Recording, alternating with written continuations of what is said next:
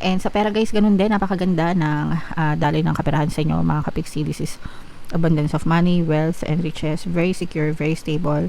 Yung pinagkakakitaan nyo, ibig sabihin, tuloy-tuloy na maganda yung pasok ng pera sa inyo mga kapiksi. At saka pagka may lumalabas sa inyo, meron din bumabalik. O kaya naman, kapag kailangan yung gumastos ganyan, mabilis lang na bumalik sa inyo yung pera guys. So, pagdating sa money guys, always affirm, money, money come to me. Palagi ako may pera, palagi ako nagkakapera.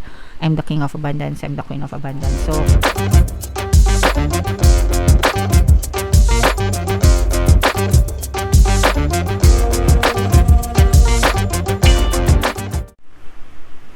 hello guys, hello Gemini. Welcome back to Pinay Pixie Tarot. Ang pamagat ng episode natin for tonight is mid-month kapalaran para ngayong August 16 to 30 para sa Gemini, Sun, Moon, Rising sign and Venus. Unahin natin tong deck na to guys. Tingnan natin yung mga mensahe sa inyo o yung mga paparating sa inyo ngayong August 16 to 31. Ito guys, paalala, no, mag-ingat kayo kasi this is panganib. Panganib in terms of maaaring may mga tao na mang-abuso sa inyo or gumawa sa inyo ng hindi maganda, mapanakit, ganyan, whether physically, emotionally, or verbally, mga kapiksi. So, for example, baka mabiktima kayo ng mga marites, bullying, cyberbullying, ganyan, sa trabaho, sa workplace, or kung saan. Pwede rin may mga naiinggit sa inyo, tapos gawan kayo ng hindi maganda, mga ganon guys. So whatever, but syempre iba-iba kayo ng sitwasyon, but definitely guys, this is something na you should be alert and kailangan protektahan nyo yung sarili nyo. So umiwas hanggang makakaiwas sa mga ganong klaseng sitwasyon. Magdasal guys, humingi ng proteksyon sa inyong mga spirit guides para maprotektahan kayo mga kapiksi. Alright? Another message for you Gemini. Ito konting kalungkutan mga kapiksi, no? Or pwedeng ano guys, nangyari na may mga malulungkot na bagay na nangyari sa inyo, tapos parang hindi pa kayo nakaka-recover or hindi pa kayo nakaka-move on, o kaya naman you're trying to move on pero somehow nandun pa rin yung emptiness and loneliness and sadness. So okay lang yan mga kapiksi, makaraos din kayo, malalampasan nyo rin yan, and focus on your healing, yun yung importante. Guys, focus on yourself, on your healing. Eventually, malalampasan nyo rin yan mga kapiksi. Okay? Alright. Excuse me guys. And another message for you. Wow, this is woman holding a heart. Ito naman guys, maganda naman yung, ito sa more on relationship ito mga kapiksi. So, pwedeng she yung relationship nyo, kaya he-she guys, pero mararamdaman nyo yung pag-aaruga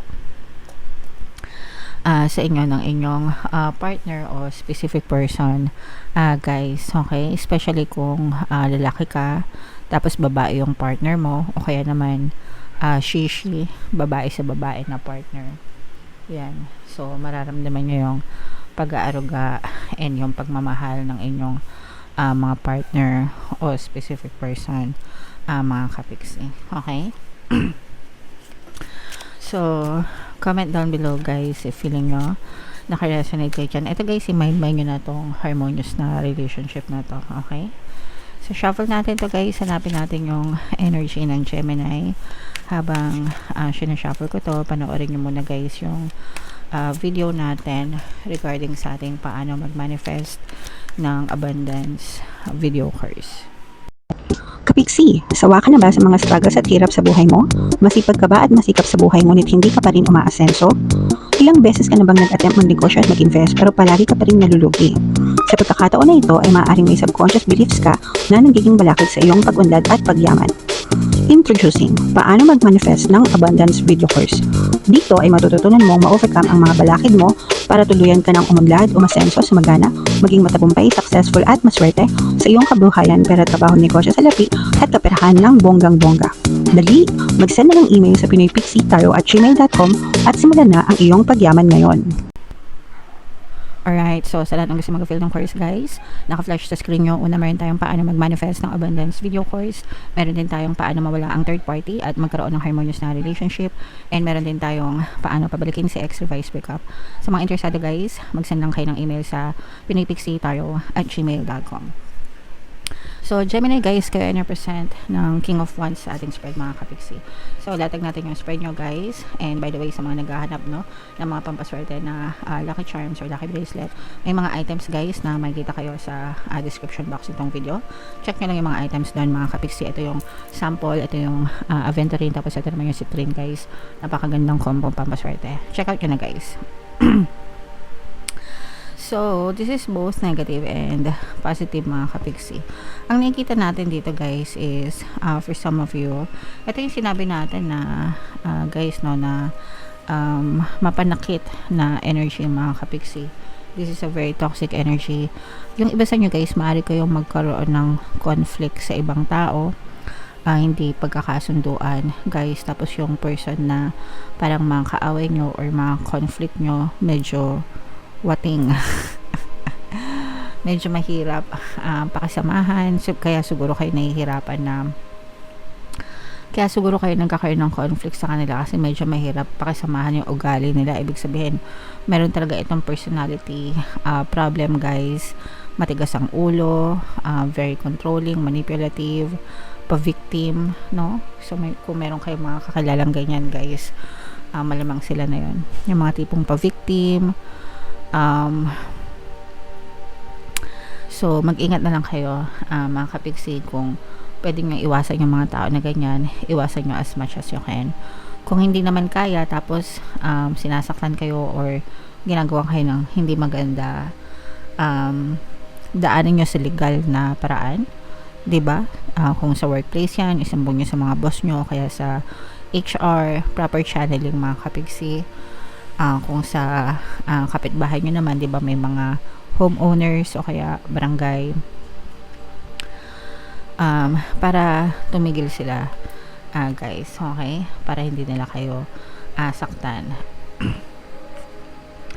On the positive naman guys, unang-una yung sinabi natin sa inyo na tender love and care mga kapigsi, no?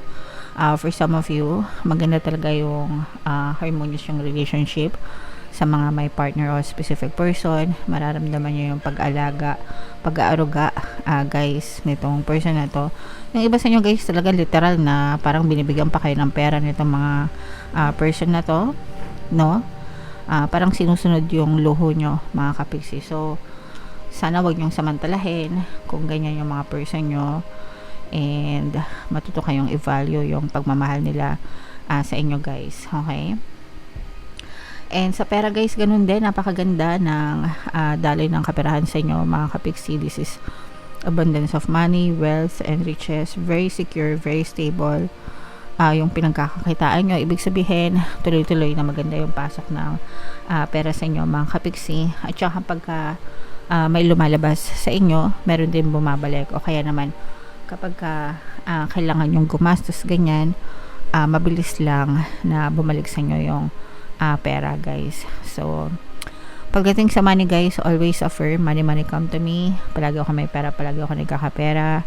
I'm the king of abundance, I'm the queen of abundance. So sa mga regular na sa ating channel, no, alam nyo na yan, kabisado nyo na yan, palagi ko yan share sa inyo. Yan lang din yung mga affirmations guys na sinasabi ko. And medyo ibang-iba na yung buhay natin ngayon kumpara dati mga kapiksi. So i-mantra nyo lang yan guys. Wow, so eto guys, nakikita natin na sa success pa kayo. Pagdating pa rin sa larangan ng kaperahan guys, talagang very progressive. Lalo na sa mga may negosyo, mga kapiksi, no?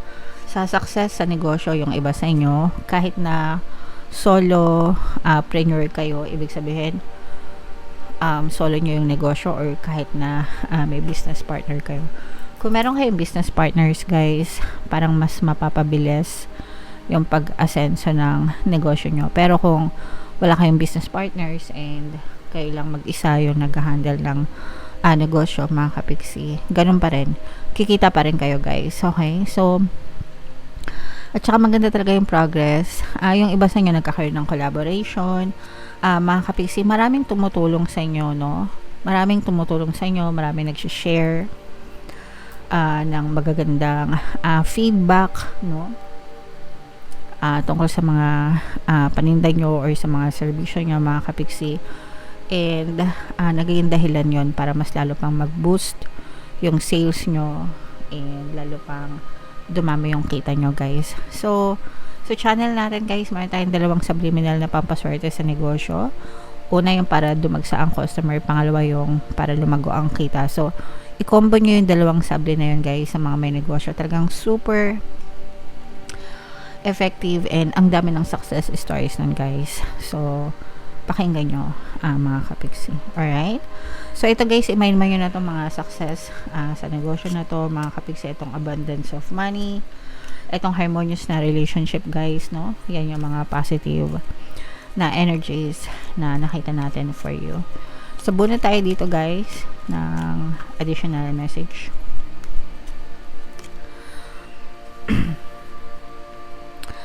So ito yung additional message for you, guys. I always trust the direction of the universe and know I'm being guided. So ito, guys, no, palagi lang tayo magtiwala sa nasa taas. Huwag tayong magmadali, especially sa mga manifestation natin. We just have to have faith and trust, especially kapag nagdadasal tayo, mga kapiksi. Or lalo na kapag nagdadasal kayo. Kasi kapag nagdadasal kayo, dapat buong buo talaga yung pagtitiwala nyo and pananampalataya nyo sa nasa taas. And wag kayong basta-basta mag-give up kapag hindi agad kayo nakakita ng resulta. Eventually, dadating din yan.